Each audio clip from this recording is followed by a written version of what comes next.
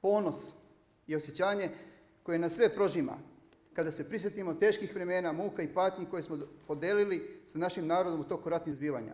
Zato nam dodjela vojnih spomenica povodom 20-godišnjice odbrane otadžbine od NATO agresije neizmjerno mnogo znači i predstavlja još jedan dokaz da sjećanje na herojska djela ne blede.